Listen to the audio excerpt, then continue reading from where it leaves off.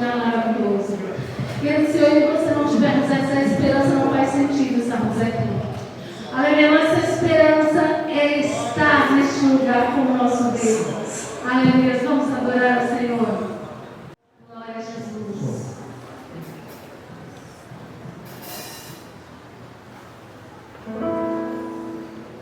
Glória a Deus. Me falaram de um lugar, de um lugar muito distante. Aqui me falaram de um lugar.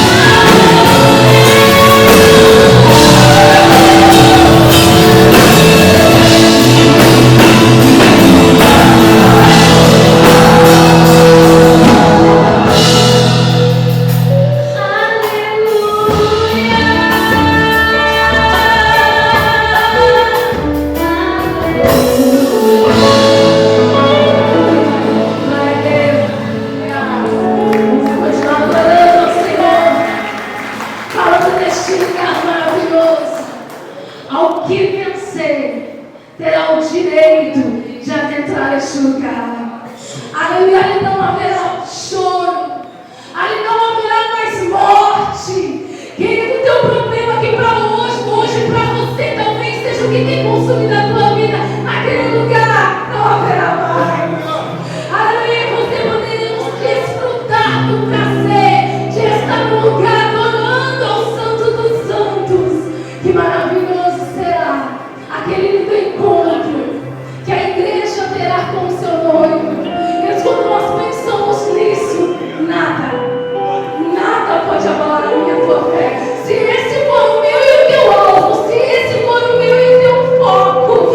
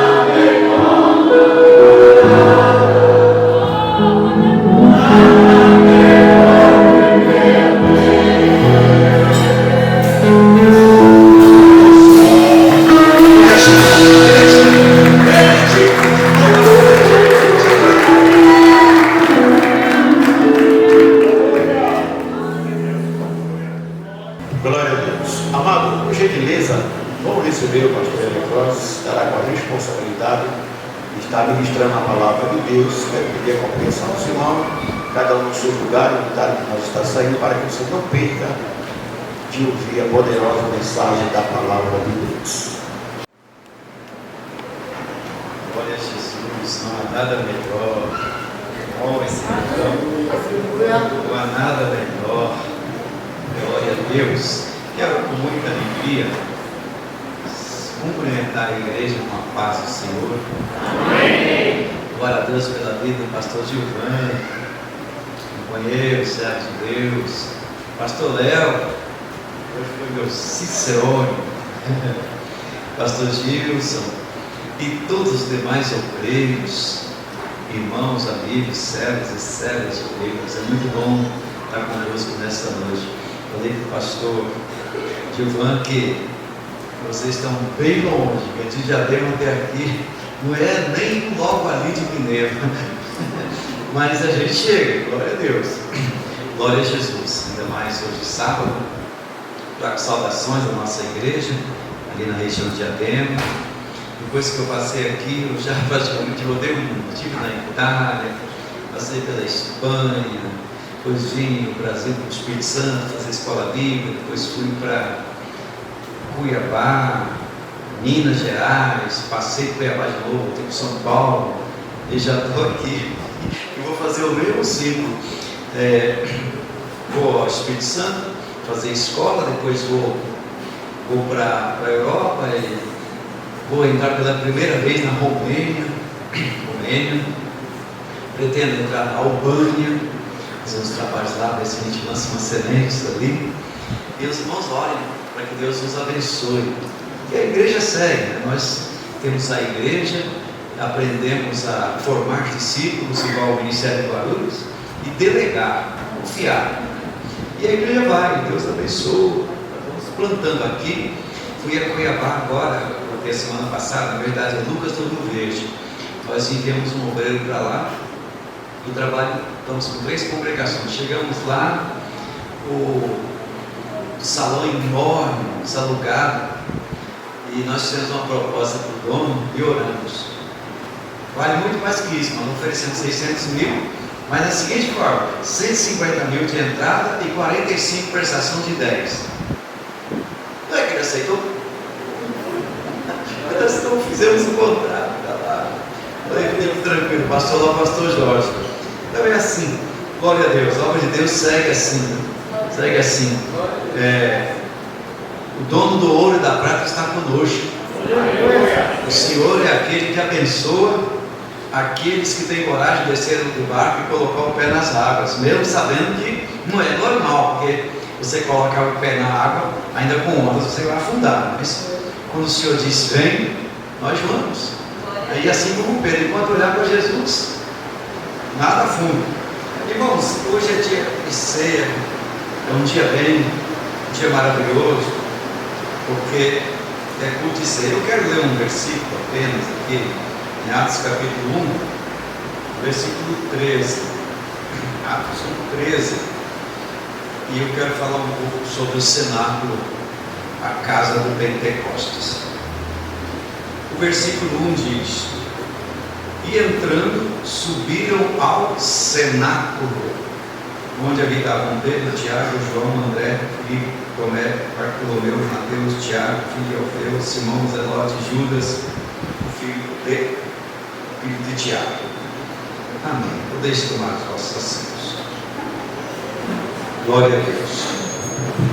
Irmãos, foi um pouquinho pousado. Eu quero adorar a Deus pela vida de cada irmão, eu sei que semanalmente está adorando a Deus, exaltando a Deus, está olhando os meninos da música aí, muito bom. Deus abençoe o grupo que louvou a Deus, tudo isso é muito precioso. Os 2 hinos da harpa, muito preciosos. Lembrei da minha infância, principalmente com o último hino. Nós cantávamos muito lá no Espírito Santo. A roça, né? Eu sou a roça do mato. E os irmãos da roça gostam de louvar a Deus com os hinos da água, né? Glória a Jesus. Irmãos, nós estamos trabalhando o ano todo com o tema Pentecostes e prosperidade, que é um tema que foi anunciado na convenção. Inclusive já até escrevi um texto com 12 capítulos que nós vamos trabalhar agora em maio na nossa escola bíblica, o EBOM, e também o São Mateus e outros ministérios, outros. E trabalhando com essa temática, nós vamos vendo que, à medida que nós perseveramos no estudo sistemático da Palavra de Deus, a própria palavra, o próprio Espírito Santo vai descortinando mistérios maravilhosos para a nossa vida. Eu estive meditando no cenáculo dentro desses estudos e vi que o cenáculo é a casa do Pentecostes. Nós vemos aqui que os irmãos estavam reunidos no cenáculo. Atos capítulo 2, versículo 1, continua essa mesma reunião, quando de repente veio do céu um som veemente e impetuoso e encheu toda a casa. Onde era isso? No Pentecostes. Mas analisando um pouco essa palavra cenáculo, que é o lugar onde tudo começou. Cenáculo é um local cuja tradução literal significa andar de cima. Eu gosto dessa expressão, andar de cima, porque essa é a realidade da igreja do Senhor. Existe a igreja do andar de baixo e a igreja do andar de cima. A igreja do andar de baixo ainda não se acertou com Deus, mas a igreja do andar de cima é a igreja do Pentecostes, a igreja cheia do Espírito, cheia da graça, a igreja que enxerga longe. É como você viajar de avião e passa por cima dos prédios, você vê antes do prédio, depois do prédio, na lateral direita e esquerda do prédio, você está nas alturas, então você tem uma visão ampliada. E é incrível que a tradução literal de cenáculo é andar de cima, e a igreja de Jesus é a igreja do andar de cima, a igreja de Jesus é a igreja do cenáculo. Essa é a realidade da igreja, também chamada de igreja invisível por Lutero, igreja visível e igreja invisível. Aqui estão as duas, tanto visível quanto invisível, e tanto do andar de baixo como do andar de cima. Eu quero acreditar que todos aqui sejam do andar de cima, porque a igreja visível é aquela que você vê, aquela que você conversa, aquela que você toca. A igreja invisível é aquela que o Espírito Santo vê, é aquela que o Espírito Santo trabalha e prepara para que, mediante o toque da trombeta, esta igreja deixe essa terra e seja arrebatada. Então, o cenáculo é, como na linguagem de hoje, um sobrado, onde existe um espaço amplo, onde tem uma casa, onde tem um lar, onde tem uma grande sala. Eu posso chamar este local de culto de cenáculo, porque é uma sala grande, onde os irmãos estão assentados e costumeiramente se deslocam aqui para adorar e exaltar o Senhor. No cenáculo, que de acordo com a história geográfica estava localizado no Monte Sião, porque também chamava Jerusalém estava em um monte, foi o local onde aconteceu a primeira ceia, onde a Páscoa foi transformada em ceia, instituída pelo Senhor, uma ceia que nós comemoramos uma vez por mês, tanto que não existe uma regra básica para celebrar a ceia. Nós convencionalmente, assembleariamente falando, comemoramos a ceia uma vez por mês, mas não tem uma regra bíblica para isso.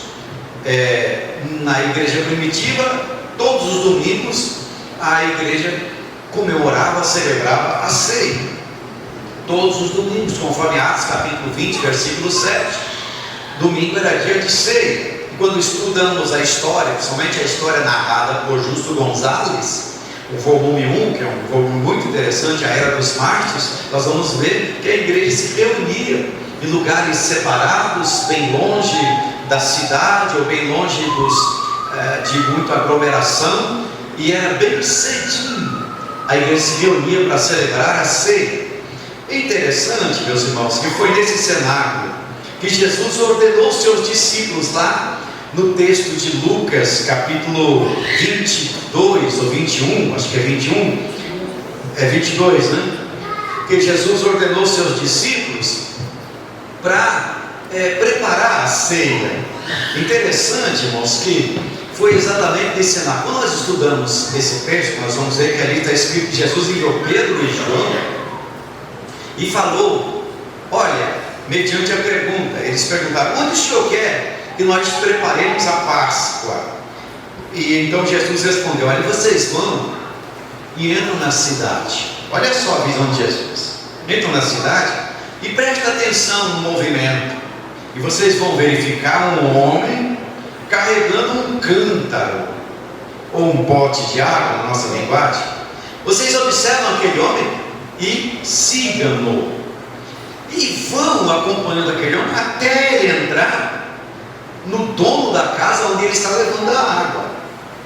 E quando ele entrar na casa, vocês perguntam ao dono da casa, onde está o salão de hóspede, onde eu vou tomar a ceia com os meus discípulos? E esse homem, isso é Jesus falando, esse homem vai mostrar para vocês um salão amplo, no andar superior, que é o cenáculo. Vão mostrar uma sala ampla, toda mobiliada, e ali vocês fazem os preparativos. E eles saíram mediante a palavra de Jesus e encontraram esse homem com o cântaro e o seguiam, e tudo aconteceu conforme Jesus lhes dissera. Interessante que, se você vai analisar o contexto imediato, não era serviço dos homens na época levar cântaros de água nas costas. Segundo a tradição, esse era o serviço de mulheres. Então era quase impossível você ver um homem carregando um cântaro. Sendo assim, não foi também difícil encontrar esse homem levando esse cântaro. Aí a gente pergunta, quem era este anônimo? Quem era este homem que carregava esse cântaro? Um anônimo, tal como existem tantos anônimos que não aparecem, mas fazem um trabalho extraordinário, um trabalho que adora e que exalta o nome de Jesus. Nós vamos ter muita surpresa quando chegar do outro lado da vida. Homens e mulheres fizeram trabalhos gigantescos, mas os seus nomes não apareceram. Um anônimo. Hoje também não é difícil encontrar, ou mesmo um homem nesse sentido, porque a palavra de Deus nos ensina que homens e mulheres estão por todas as partes, porque eles trazem consigo luzes, eles trazem consigo o céu dentro de si, eles trazem consigo uma revelação perfeita em suas almas.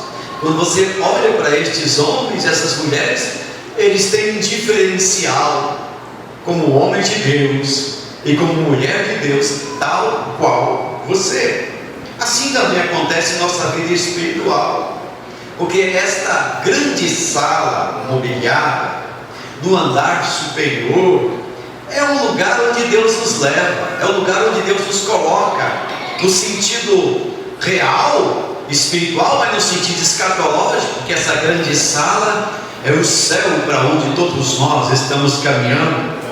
Essa grande casa é a casa que o Senhor foi preparar. Aleluia. Mas, amados irmãos, neste lugar escolhido por Jesus, certamente com uma revelação precisa, uma pessoa uma vez me disse, não é possível que Jesus não conhecesse esse lugar e que não estivesse ali antes. Eu não creio, porque o Senhor Jesus falou por revelação, porque o Senhor tinha uma mente profética. O Senhor via além da parede, além dos olhos. Ele olhava para as pessoas e sondava os seus corações e sabia o que se passava em suas mentes, em seus corações. Então veja, este lugar foi revelado a Jesus, mas nesse mesmo local os discípulos foram encontrando, conforme já descrevemos, e ali eles se reuniram para celebrar a primeira ceia. Que local era esse? Que local maravilhoso era esse? Porque foi o lugar da primeira ceia, como também foi o lugar onde se reuniram para escolher um novo apóstolo no lugar de Judas. Se reuniram para escolher Matias, conforme o texto que lemos em Atos capítulo 1. Nesse mesmo local, no cenáculo, os discípulos se reuniram para aguardar a promessa do Pai, cumprindo-se o dia de Pentecostes. Estavam todos reunidos no mesmo lugar. Que lugar era este? Era um lugar que se tornou um cantinho que Jesus arrumou para os seus discípulos quando tinha alguma coisa para conversar, para dialogar, para tratar. Era aquele cenáculo, um lugar reservado, um lugar específico para tratar das coisas celestiais, para tratar dos assuntos do céu, tal como esse, um lugar específico. Você vem, você sabe que aqui é um lugar para adorar a Deus, exaltar a Deus, para ouvir a palavra, para glorificar o nome de Jesus, para ser batizado no Espírito Santo, para falar em mistério, para ser instruído, para ser escolhido por Deus. É a casa, é o cenáculo. Essa casa, este cenáculo tem um desenrolar profético em nossa vida, porque foi ali que começou a igreja. Neste lugar onde Jesus celebrou a primeira ceia, neste lugar onde se reuniram para resolver situações imediatas, foi o mesmo lugar onde o Senhor enviou o Espírito Santo, onde começou a primeira igreja. Foi exatamente neste lugar onde celebrara-se a primeira ceia. Glória a Jesus. Como lemos aqui no versículo 13, e entrando subiram no cenáculo.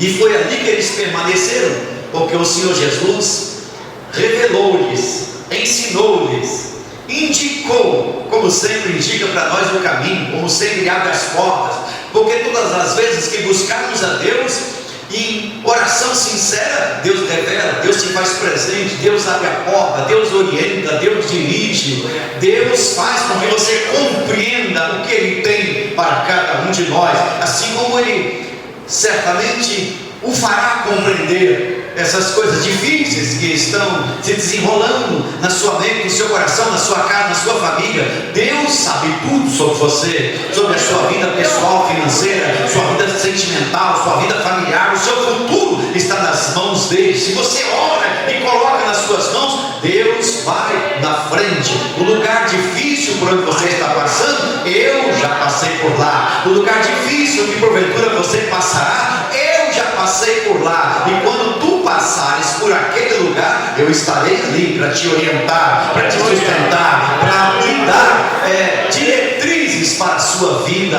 porque o Senhor é aquele que está conosco todos os dias. Mas, amados irmãos, esse cenáculo é uma casa, esse cenáculo é um templo. Eu gosto da palavra casa, porque casa é uma palavra muito familiar.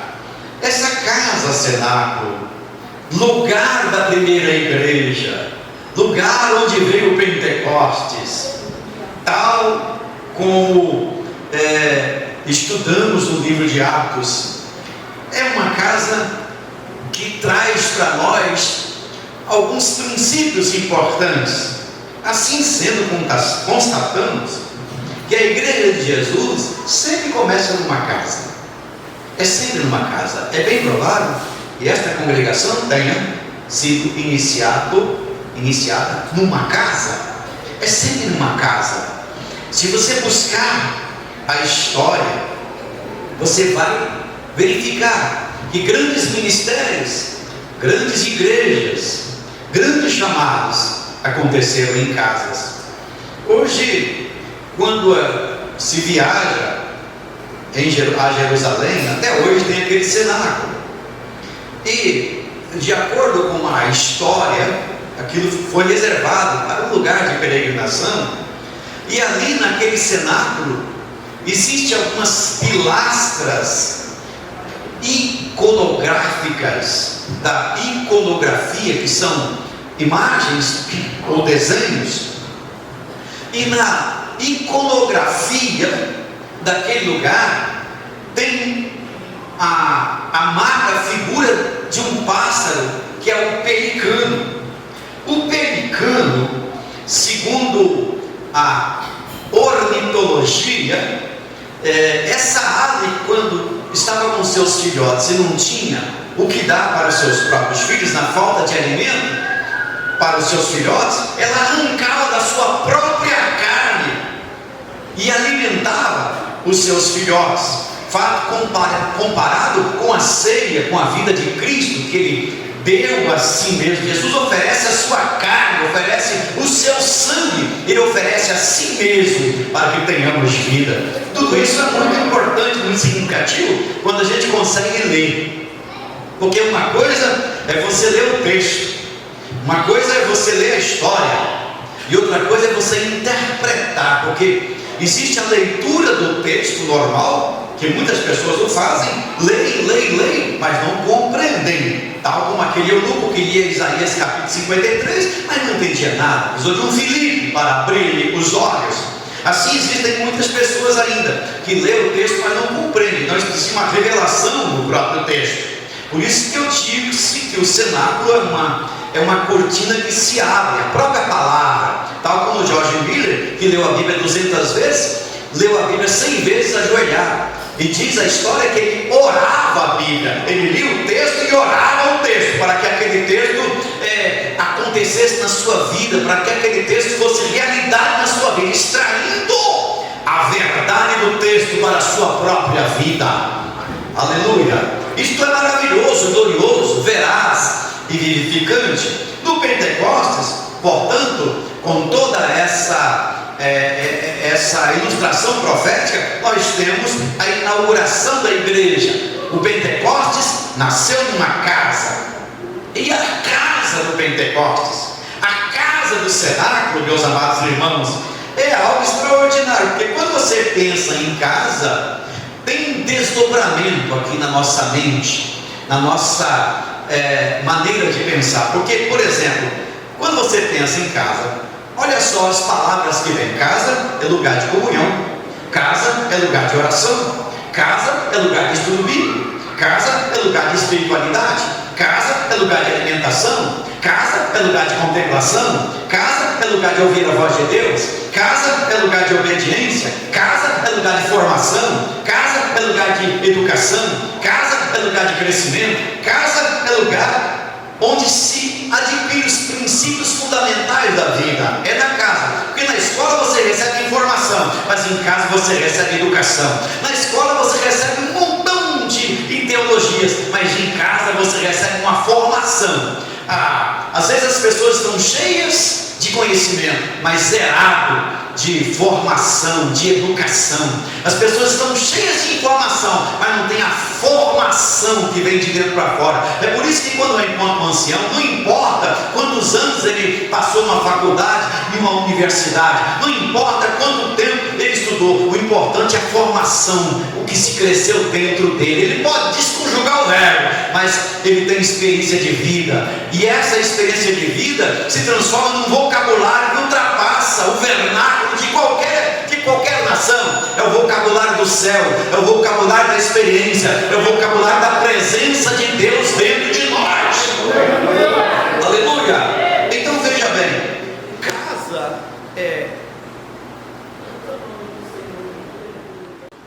casa é o lugar onde grandes acontecimentos constantemente vão surgindo.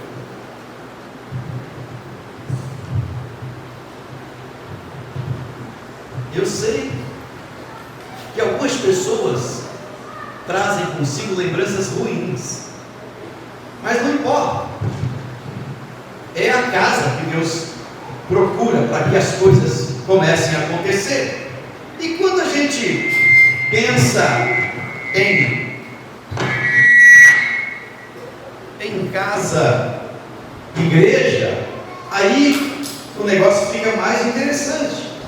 Porque foi exatamente no cenáculo que iniciou a igreja. Foi exatamente no cenáculo que tudo começou.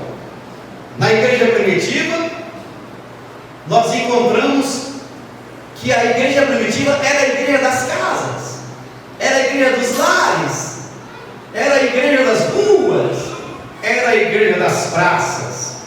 Historicamente falando, quando você vai encontrar templo na história, depois do templo de Salomão, nós só vamos encontrar templo a partir do 4º século. Depois de Constantino é que começa a surgir esses templos bonitos que nós temos. Mas antes de Constantino, onde a igreja se reunia? Nas casas, nos lares. Quando Pedro estava preso, a igreja se reunia na casa da irmã Maria. Então veja aqui, essa visão do cenáculo é algo impressionante, maravilhoso. Aqui no Brasil, por exemplo, a Igreja Assembleia de Deus começou na casa da irmã Celinha de Albuquerque, lá em Belém do Pará. E a partir daquela casa, onde os irmãos se reuniram, onde houveram batismo no Espírito Santo, a igreja foi se espalhando, e pelo Brasil, pelo mundo inteiro.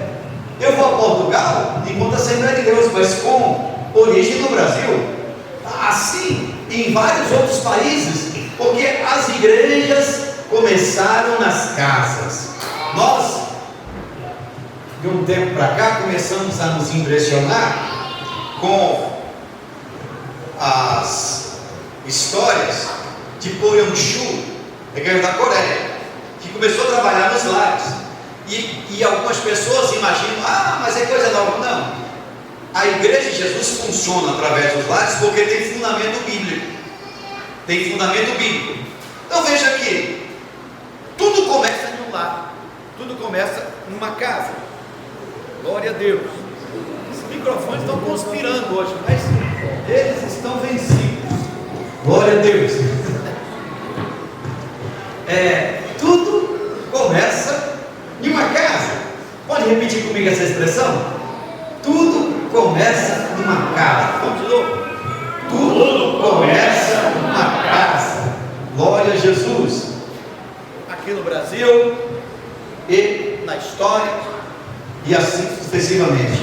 Quando aconteceu a reforma no século XVI, depois de 100 anos, entra o século XVII, e nós vamos estudar a história de Felipe Jacob Spener, em Frankfurt, Alemanha, que deu sequência ao pensamento de Lutero. Ele disse que Lutero não conseguiu levar avante o que era para ser destacado, e ele recomeça a igreja nos lares e nas casas, e ele lançou um slogan para o povo daquela ocasião, chamado no latim de Pia Desideria. Daí veio o pietismo, tão estudado ou até criticado por alguns que não sabem, não conhecem, que é buscar a Deus em espírito e verdade. E daí nasceu o pietismo, que veio fazendo um avivamento na história. Eu particularmente considero o pietismo muito mais avançado que o luteranismo, porque a partir do pietismo é que nasceu os irmãos moráveis, e depois aqueles grandes movimentos de santidade da Inglaterra, e foi desencadear, chegando em Azusa Street, de onde iniciou o grande movimento pentecostal para o mundo inteiro, mas com sua raiz em Frankfurt, na Alemanha. Poucos professores de história, eu acompanho, falam disso. Eles falam de Lutero, de Zwinglio, de Arminio e de Calvino. Fizeram de Calvino um Deus. Tudo bem, Calvino é um homem que pregou a palavra, mas alto lá. o nosso negócio. Outro dia alguém me perguntou: o senhor é calvinista ou arminianista? Eu falei: olha, se for para dizer que eu sigo, é melhor falar para você que eu sou paulinista, porque todos beberam na mesma fonte. E acabou a história, porque agora está uma moda de arminiano, calvinismo, mas eles se esquecem de Felipe Jacques Spener no pietismo. Por que eles não falam no pietismo? Porque o pietismo tem a busca do Espírito, o pietismo tem a busca da santidade, o pietismo tem a busca do Cristo que se evangeliza de casa em casa, de lá em lá. Tal é o significado, o descortinar dessa palavra cenáculo, meus amados irmãos. Então veja que esta casa cenáculo também representa, além de representar a sua casa, representa a sua igreja, a igreja que você congrega, mas cenáculo também representa a sua vida. Você é uma casa. Diga comigo: eu sou uma casa. Você é uma casa onde habita o Espírito. Você é uma casa onde Deus habita. Você é uma casa onde Deus trabalha. Você é um cenáculo que Deus visita, que Deus não habita em templo feito por mão de homens, mas no sentido escatológico e espiritual. Eu e você somos casa de Deus, habitação de Deus. Aleluia. Assim sendo, meus amados irmãos, nossa casa, lugar do papai e da mamãe, lugar de onde nós viemos hoje, é um lugar que nós estamos todos os dias, mas tem a casa de Deus, que é o lugar onde nós viemos buscar a Deus reservadamente. Aleluia. Mas além dessa casa tem você. Você é casa, você é cenáculo, você. Assim, quando a gente pensa em casa, corpo, em casa, você, nós precisamos pensar que é necessário observar a administração desse corpo, porque essa casa que é você tem um dono, essa casa que é você tem um proprietário, essa casa que é você tem alguém acima. Porque, por exemplo, você é uma pessoa incrível, maravilhosa, extraordinária. Você é uma pessoa inédita. Não existiu nem existiu uma pessoa tão especial, tão capacitada, tão sábia, tão cheia de luz, de experiência igual a você. Você é uma pessoa tão incrível, tão inédita, que não existiu nem existirá alguém igual a você. A sua impressão digital, por exemplo, é inigualável. O seu jeito de ser, de interpretar e de ver as coisas. Então você tem talento, você tem vocação, você tem investimento, você tem muita coisa extraordinária que Deus colocou aí em você. Entretanto, Ele deu a você a capacidade de administrar essa casa. Você é o administrador desse cenáculo, você é o administrador desse corpo. Então você não pode fazer o que pensa com esse corpo. Nesse sentido, é interessante dizer: esse corpo não te pertence. Esse corpo não te pertence, porque esse corpo pertence a Deus. Você não pode fazer qualquer coisa com esse corpo. Você não pode fazer qualquer coisa, porque esse corpo é propriedade de Deus. Você não pode fazer. Tem gente que gosta de fazer um montão de coisa no corpo, que eu não vou entrar em detalhes aqui. Coisa que Deus não se agrada. Fica marcando, fica. Não, veja bem. Você é propriedade de Deus. Você é propriedade exclusiva. Você é um cenáculo que Deus resolveu fazer uma obra tremenda. Você está entendendo? Então, esta casa, corpo, esta casa, cenáculo, é também algo que a gente chama de fonte de desejo inato. Porque nós somos criados à imagem e semelhança de Deus. E Ele nos legou várias tarefas e nos deu várias fontes de prazer nessa casa. E depois da queda, o homem não teve mais controle. Aliás, os desejos, essa fonte de prazer tomou conta dele. E ele, se não tiver algo de Deus na sua vida, ele não sabe administrar a sua casa, corpo. como isso é interessante. Por exemplo, vou citar aqui alguns exemplos. Alimentação é uma coisa prazerosa. Alimentação é algo extremamente prazeroso. Mas nós precisamos comer, por exemplo, porque se nós não comermos, nós não morremos. Ou melhor, nós morremos. Se não comermos, morreremos. Então comer é coisa boa. Você pensa no churrasco, você pensa no chocolate, você pensa no sorvete, aquele sorvete. Tem gente com prioridades. Então é uma fonte de prazer. E é bom, mas se você não souber administrar essa fonte de prazer, você cai no segundo plano de pecado, que é a gula. E a gula é tão pecado como outros pecados, né? Porque tem gente por aí que só fala de alguns tipos de pecado e esquece dos outros. Pecado, tudo é pecado. Veja bem, a gula é um pecado. Você pode, se você não souber administrar essa casa, você transforma essa casa, fonte de prazer, em algo pecaminoso. A mesma coisa acontece com o sexo. O sexo é prazeroso.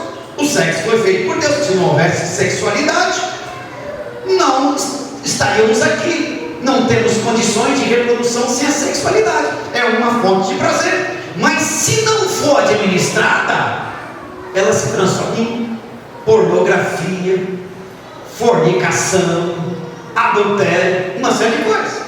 Está vendo como precisamos administrar essa casa? Precisamos administrar esse cenáculo. Outra coisa são as riquezas. Porque assim, todos nós temos um dom de adquirir riquezas. E não é difícil quando se pensa. Quando você pensa, você tem condições sim de adquirir riquezas. E não é uma coisa difícil. É pena que a gente descobre certas coisas na vida depois dos 40, 50.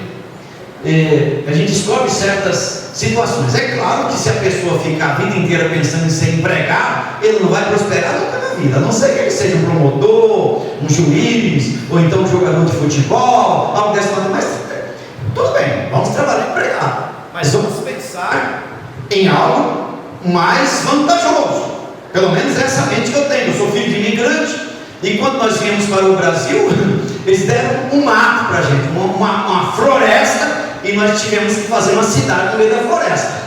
E isso são experiências. Claro que eu sou neto, mas são experiências que nós vamos adquirir. Mas o povo brasileiro é um povo assim. Bom, existe capacidade, e tem gente que explora isso e vai adiante.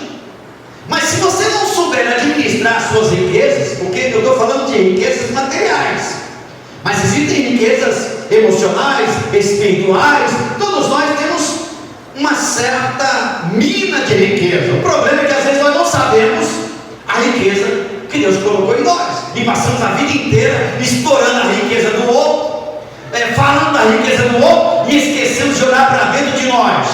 Cada um de nós temos uma fonte extraordinária. Se você lutar com todas as forças da sua alma, talvez você use 30% da capacidade que Deus colocou em você, e 70% vai para o cemitério.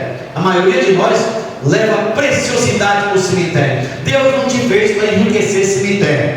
Bom, existe a fonte de riqueza, e algumas pessoas conseguem ir adiante. Entretanto, lamentavelmente, existem as pessoas que adquirem riqueza para si mesmo, para si próprio, e isso acaba contaminando a sua alma, e a pessoa acaba não administrando o seu cenáculo. Eu quero te dizer que você é uma casa que Deus fez, colocou nesta terra, deu dons preciosos, deu talentos preciosos, vocações preciosas, mas você precisa buscar dentro de você a sabedoria que Deus te deu para administrar esse tesouro que é você.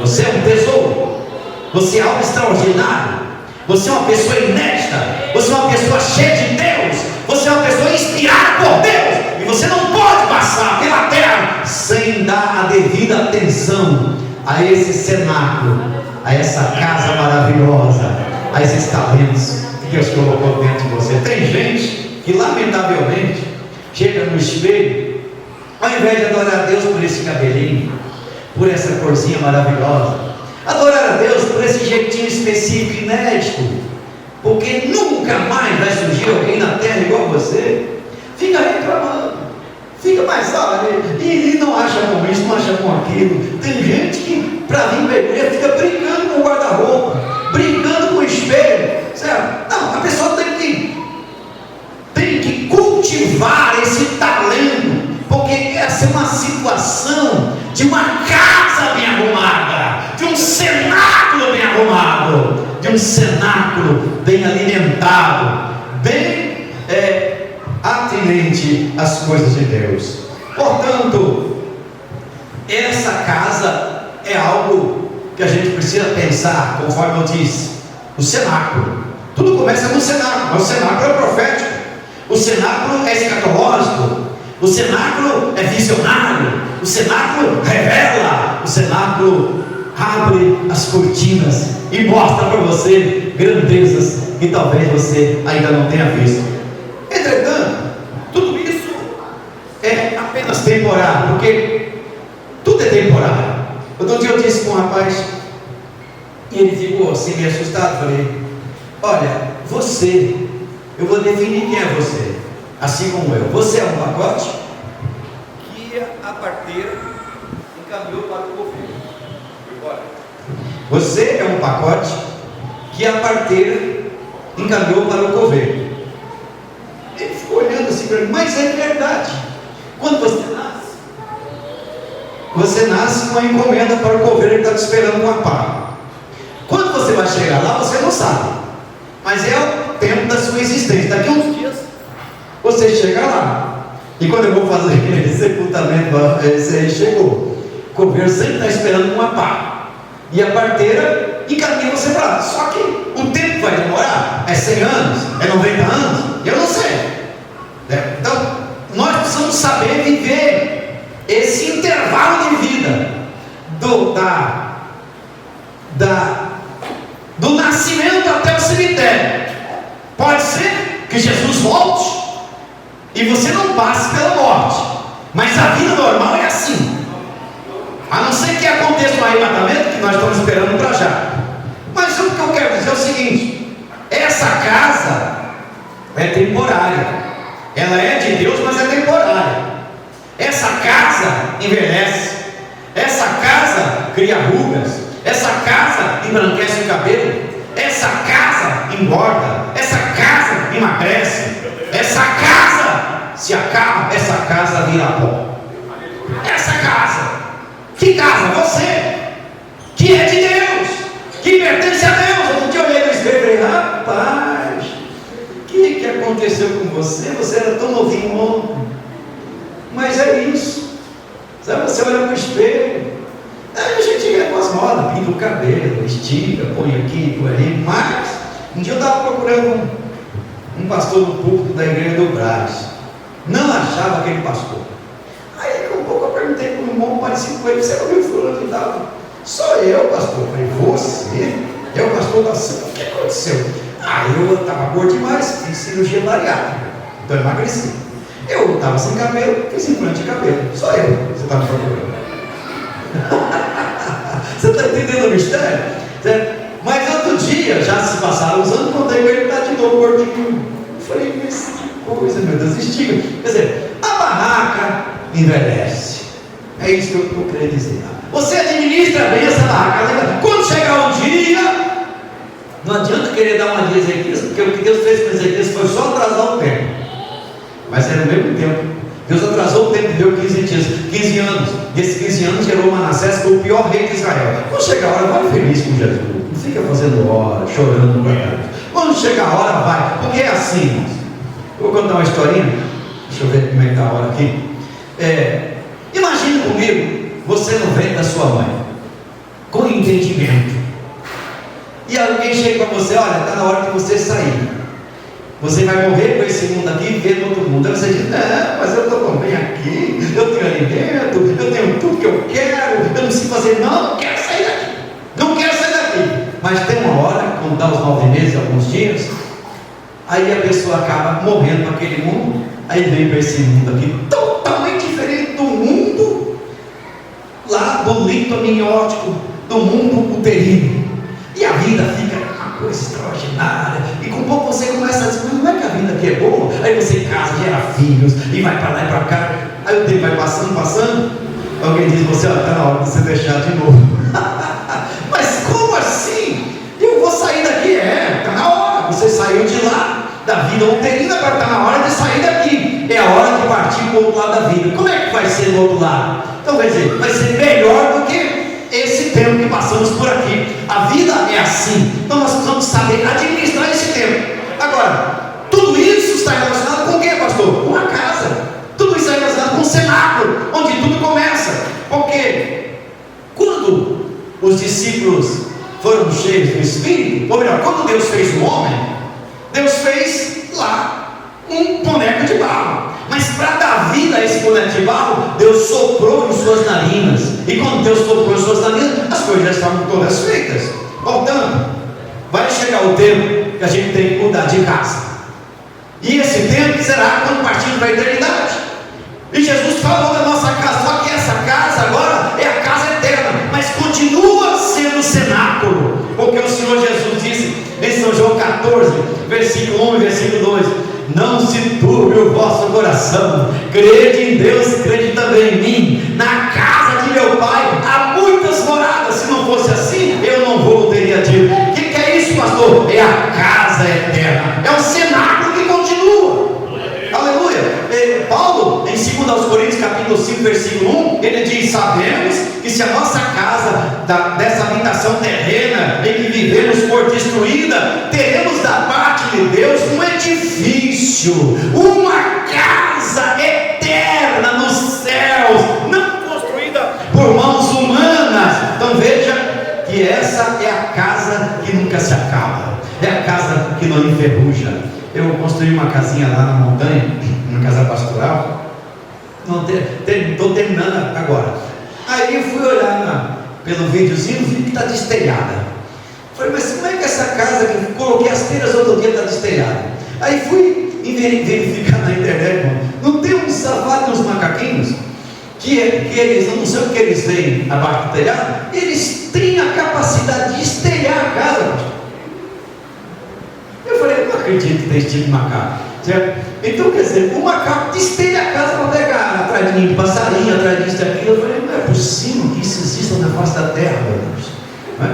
Então, observe, essas coisas todas acontecem nas nossas casas. Elas precisam de manutenção, você precisa de pintar, de peste, você tem que fazer uma coisa. Mas a nossa casa no céu, ela é de ouro, a manutenção já foi feita. E esta é a casa eterna, que é o cenáculo, que não vai precisar de pintura, não vai precisar de encanador, eletricista.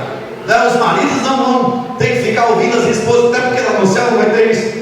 Tem que consertar essa pia, tem que consertar isso aqui, né? Que as esposas às vezes cozinham. Não sei se é só aí na minha casa, mas porque elas estão com problema. Então o marido tem que dar uma arrumadinha, né? Não sei como seja um pedreiro, mas casa de pedreiro de espeto de pau, ferreiro de espeto de pau, dizem. Então, observe, meus amados irmãos, que a nossa casa eterna nos espera lá do outro lado. Essa casa. Assim sendo, quando nós lemos Apocalipse capítulo 21, Apocalipse capítulo 21, versículos 2 ao versículo 4, olha só o que João fala desta casa. Ele diz: eu, João, vi a cidade santa, a nova Jerusalém que de Deus descia do céu, adereçada como uma esposa ataviada para o seu marido. E eu ouvi uma grande voz do céu que dizia: eis o tabernáculo de Deus com os homens, pois eles habitará, e eles serão o seu povo, e Deus estará com eles, e o Senhor será o seu Deus, e Deus limpará dos seus olhos todas as lágrimas, e não haverá mais morte, nem pranto, nem clamor, nem dor, porque as primeiras coisas são passadas. Que é isso, pastor? É a extensão do cenáculo, é a extensão de onde tudo começou. Veja que a história é profética. Nas recomendações de Jesus, observe que ele disse lá em Lucas capítulo 24, 49: eis que sobre vós envio a promessa do meu Pai. Sobre quem? Sobre vós. O que é esse vós? É a casa. Esse vós é o tabernáculo. Esse vós é o lugar onde Deus habita. Esse vós é o lugar onde Deus fala. Esse vós é o lugar onde Deus se manifesta. Ficar, porém, na cidade de Jerusalém, até que lá do alto sejais revestidos de poder. Então veja bem, irmãos, esse é o lugar onde começa a pregação. Voltando para o Pentecostes, casa, local onde a igreja começou. Aquela casa é o lugar onde começou a primeira pregação cristã.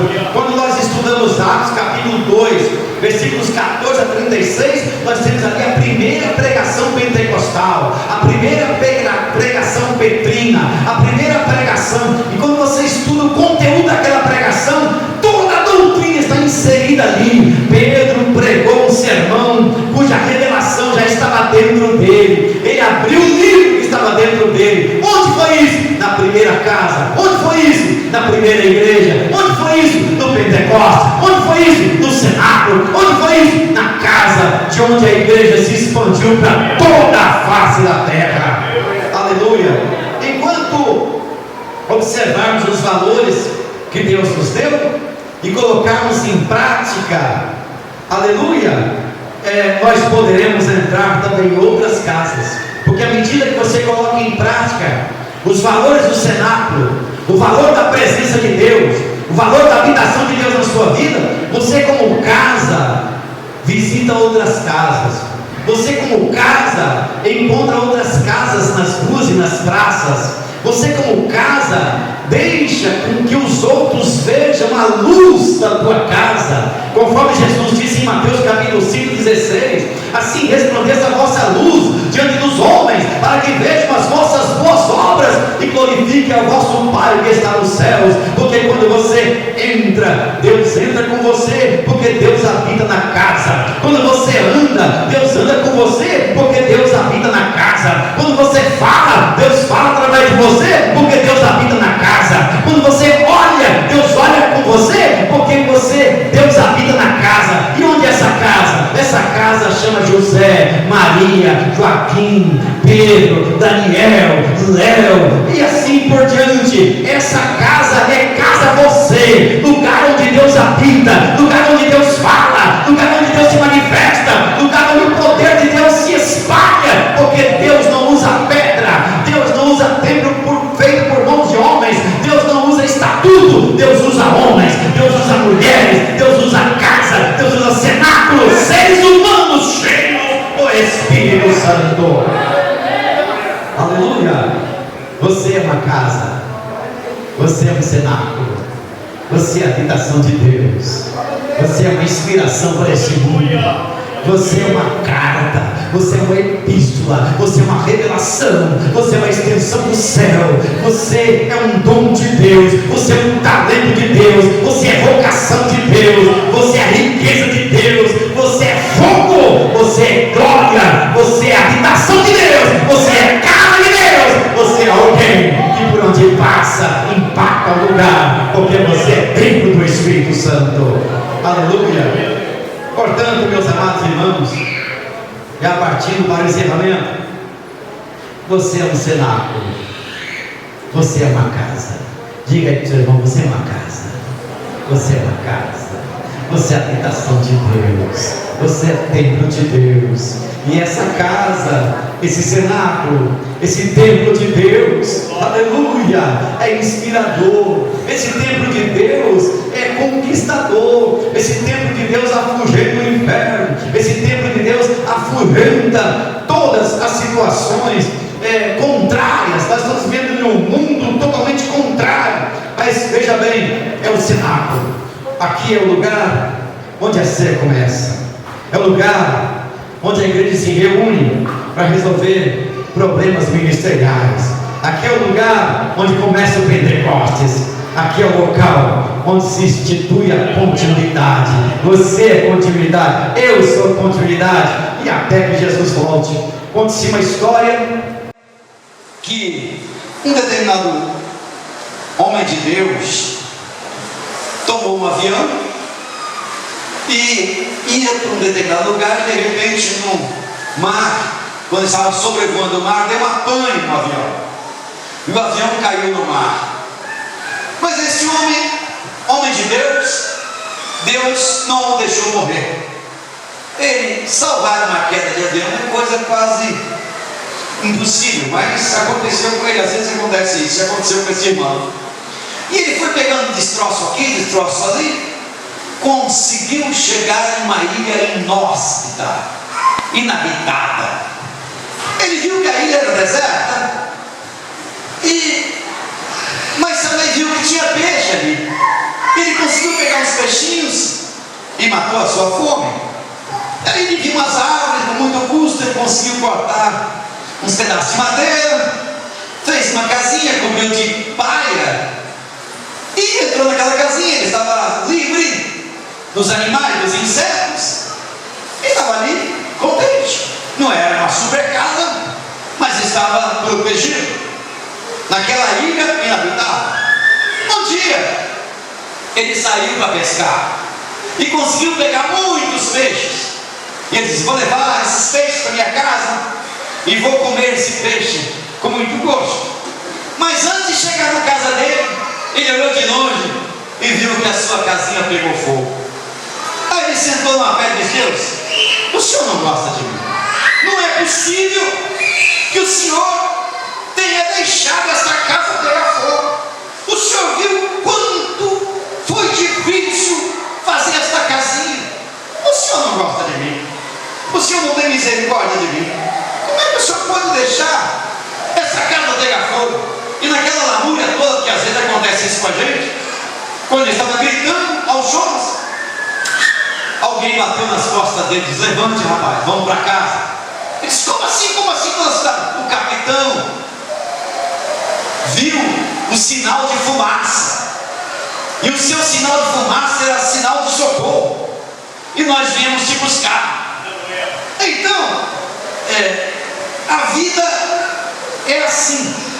Quando Jesus está na casa, quando Jesus sempre tem solução, sempre tem direção, sempre tem porta aberta. Você pode não saber o que fazer, mas com a presença de Jesus na sua casa, na sua vida, na sua caminhada, na sua vocação, por onde você passar, Deus vai ser glorificado. Tem coisa na sua vida que você não entende, tem coisa que você não vai entender nunca, só quando chegar lá do outro lado da vida. De onde veio Deus? Será que algum dia alguém vai entender? Não sei, certo? Mas a questão que você precisa saber, Deus vai te esclarecer. Você precisa acreditar que Deus está contigo. Deus está contigo porque você é uma casa onde Ele habita. Aleluia. Coisas que acontecem na sua vida, estão acontecendo, você não sabe agora, mas entregue nas mãos do Senhor. Não se desespere, porque o Senhor sabe de todas as coisas. Ele sabe que você é uma casa, Ele sabe que você é alguém importante e especial para Ele. No tempo certo as portas vão se abrir, no tempo certo alguém vai chegar, no tempo certo alguém vai te buscar, no tempo certo a cura vem, no tempo certo Deus vai ser glorificado. Não desanime, porque José ficou muito tempo talvez sem entender, mas ele continua a confiar, e no tempo certo ele saiu dali para ser o segundo do Egito. Deus vai te honrar. Continue sendo casa de Deus, porque a casa de Deus é a casa que honra a Deus, que glorifica a Deus. Então nesse caso, você é um cenáculo, você é uma casa, você nasceu para adorar e glorificar o nome do Senhor. É o lugar de onde tudo começa. Deus te abençoe e te guarde, em nome de Jesus. Retorna a palavra ao pastor. Eu não sou lugar da glória, eu não sou lugar adorável ao Senhor, porque tu é casa, templo, morada, dois, aleluia, do Espírito Santo.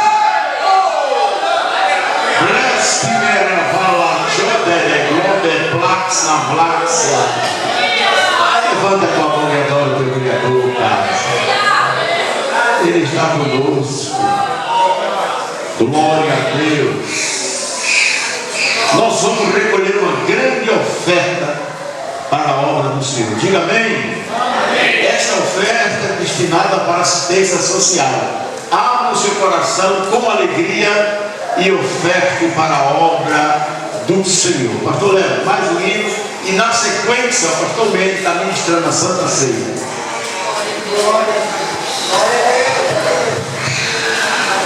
O hino de número 154. Glória nome mais lindo. O nome que está sobre todo o nome. Glória a Deus.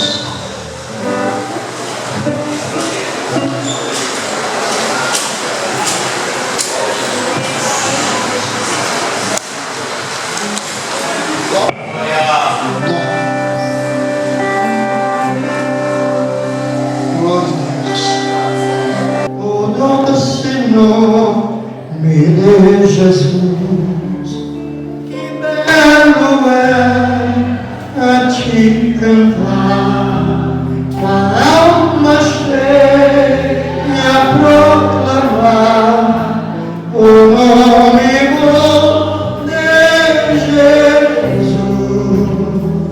Jesus, ó meu doce Rei, Jesus, verdadeiro Deus, Jesus, sempre louvarei de coração teu nome, adoro o nome de Jesus, jamais me falta o seu amor. Põe a parte a minha dor, o nome bom de Jesus. Jesus, ó meu doce Rei, Jesus, verdadeiro Deus, Jesus, sempre louvarei de coração.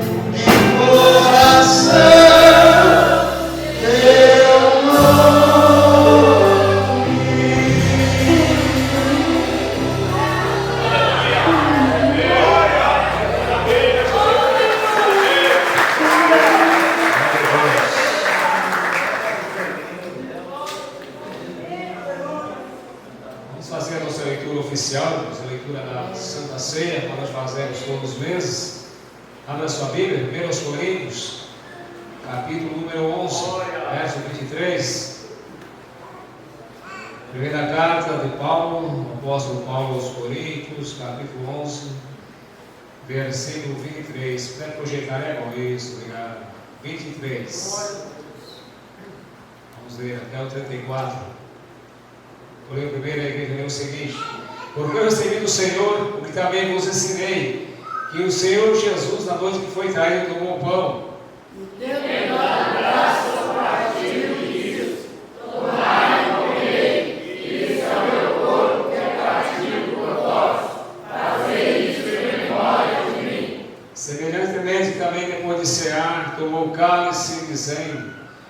cálice é o Novo Testamento no meu sangue. Fazei isso todas as vezes que beberdes em memória de mim.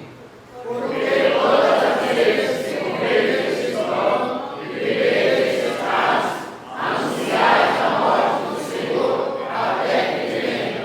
Portanto, qualquer que comer este pão ou beber o cálice do Senhor indignamente, será culpado do corpo e do sangue do Senhor.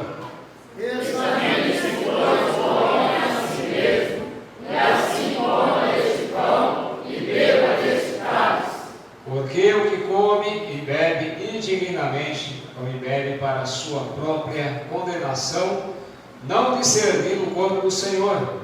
Por causa disso, há em nós muitos fracos e doentes, e muitos que dormem. Porque se nós nos julgássemos a nós mesmos, não seríamos julgados. Mas quando somos julgados, somos repreendidos pelo Senhor, para não sermos condenados ao mundo. Portanto, meus irmãos, quando vos ajuntais para comer, esperai uns pelos outros.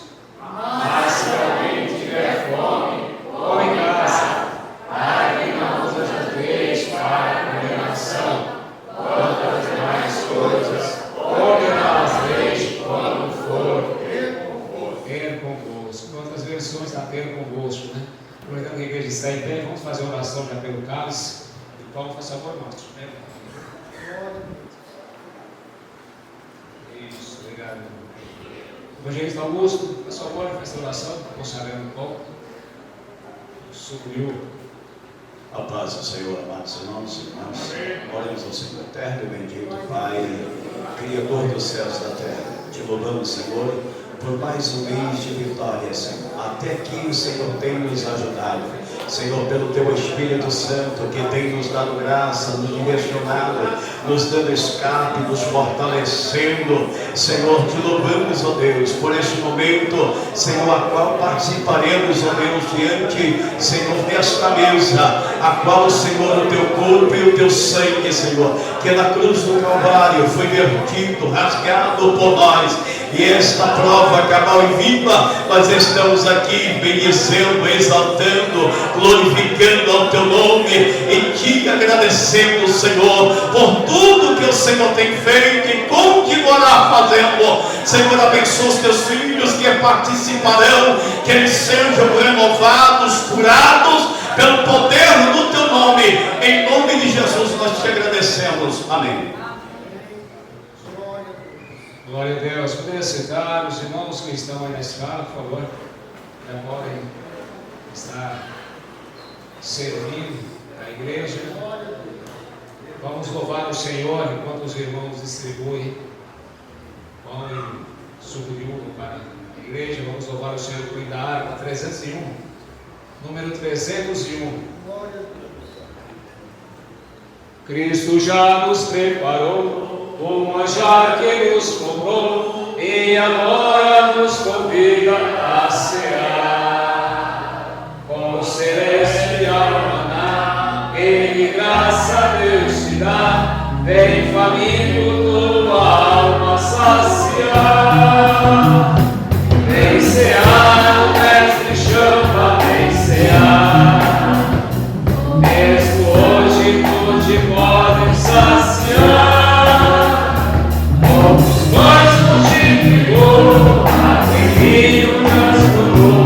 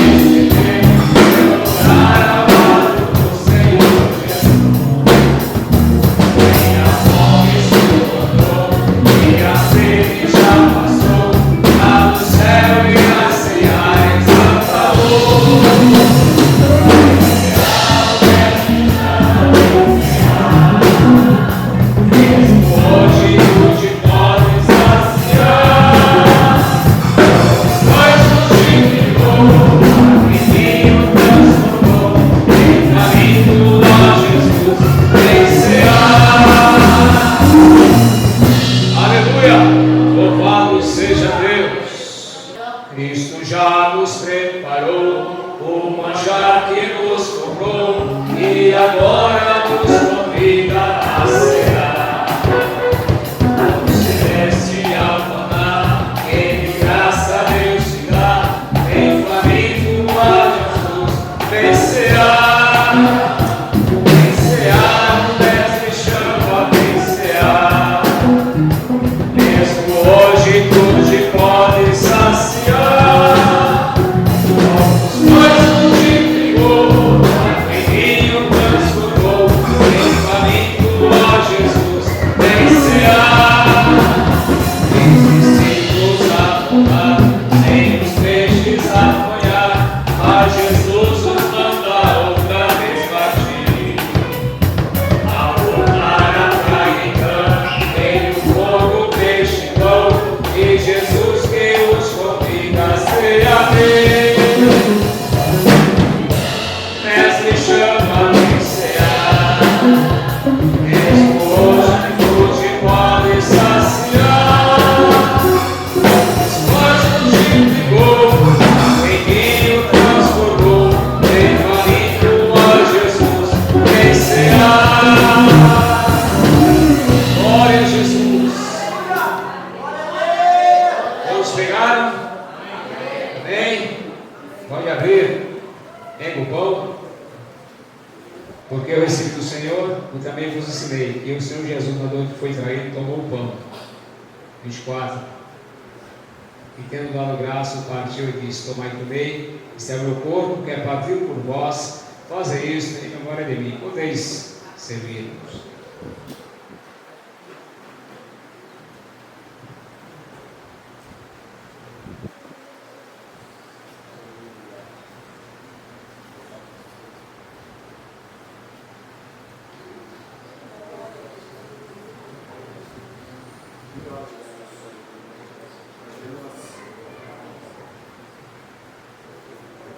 Versículo 25, por favor.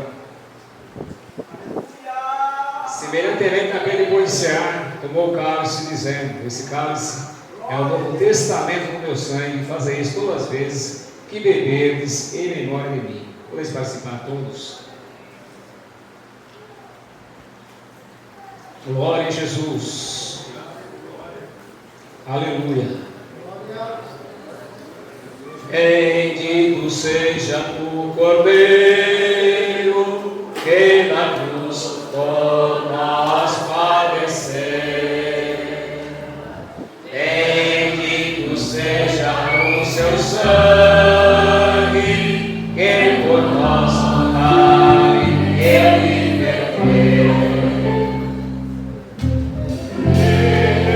Sangue lavado.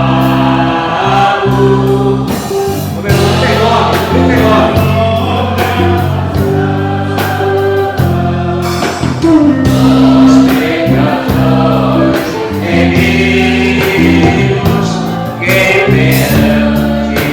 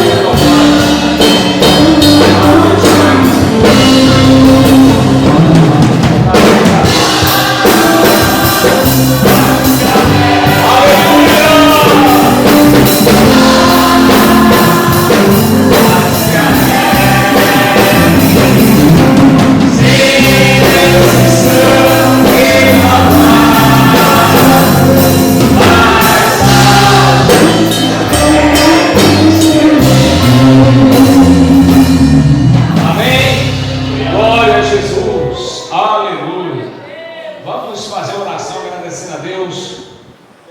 Convido a igreja a colocar em pé.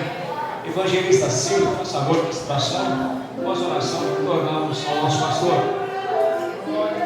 Pai do Senhor, Senhor Deus, te agradecemos por este momento, aonde, ó Deus, a cada dia nos alimentamos espiritualmente, entendendo que somos casa, e que quando esta casa, ó Deus, desse tabernáculo se desfizer, nós temos no céu o edifício, uma casa feita pelas tuas mãos, ó Deus, que esta alimentação espiritual possa a cada dia nos levar a esse entendimento, para que nunca a gente venha perder, ó Pai, este contato com o andar de cima, com o céu. Assim nós te agradecemos, em nome do teu Filho Jesus. Amém.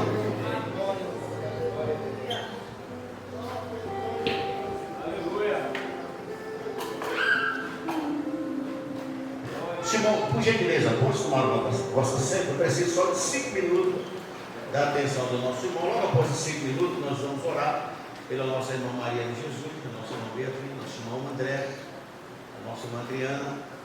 Vamos orar por esse irmão, nosso irmão Raul também. E a... Carlinhos, você tem o nome? Pode pôr o nome do diabo Carlinhos aí, irmão. Já está o nome dele. Amém. Obrigado. A irmã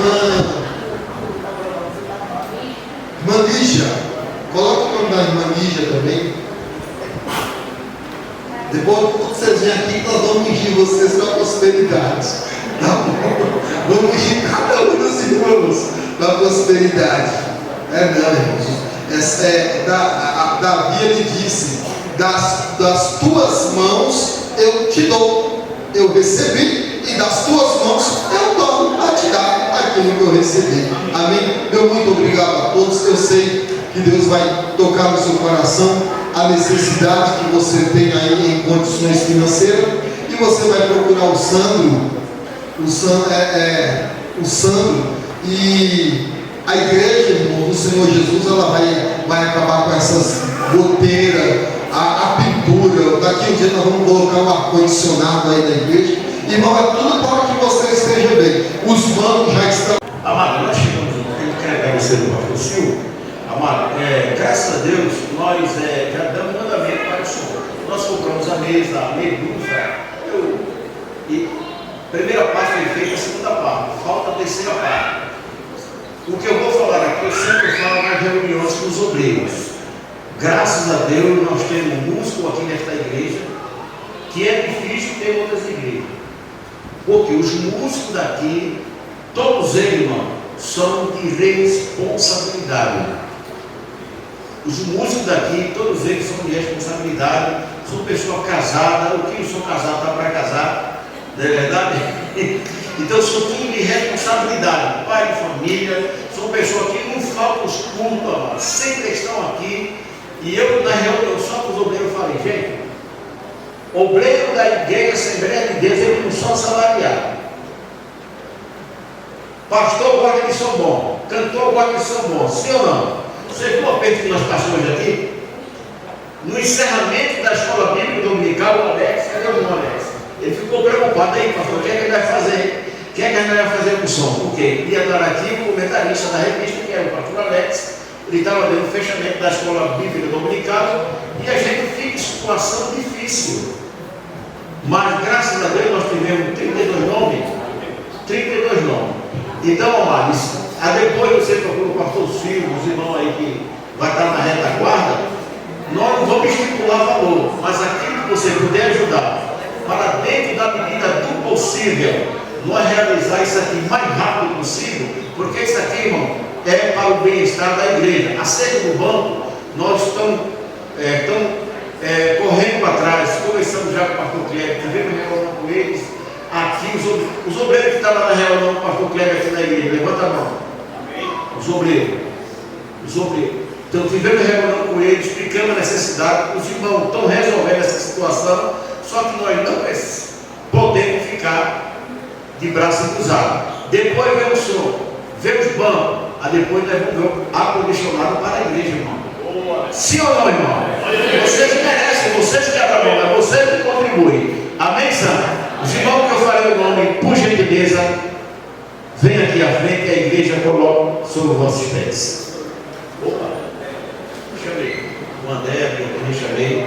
Os irmãos que eu falei o nome, por gentileza, venha aqui à frente. O diabo está tomando conta, irmão, que é a chuva. O melhor diabo da igreja é a chuva. Quando está chovendo, você está com pressa aí, está chovendo, você para. O melhor diabo é a chuva, coisa linda, né? A Bíblia diz que Deus usa os elementos da natureza, a chuva é um dele. Amém? Para Noé, Deus usou a chuva lá no grande dilúvio. A igreja, por gentileza, coloca sobre o vosso pé. Vamos orar por esse irmão aqui.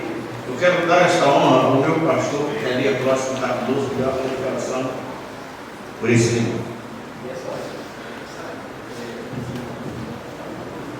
Glória a Deus, olha a responsabilidade, grande chamada, grande vocação.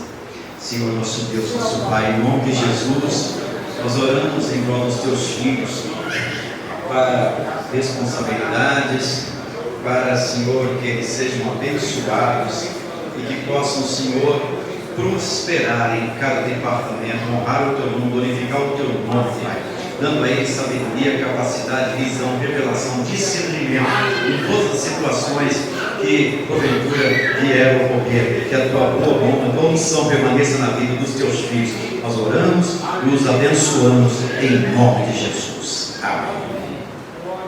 Meus amados, por gentileza, estenda a vossa mão. Quero deixar um sincero agradecimento ao pastor Léo, ao pastor Gilson, muito obrigado, pastor Eliafran, muito obrigado.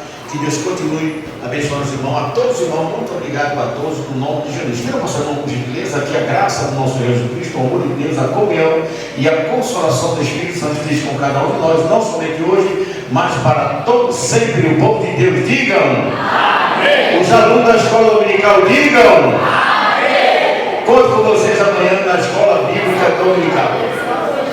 Os jovens, por gentileza, não saia da sua localidade. Espere que o vosso líder precisa de falar.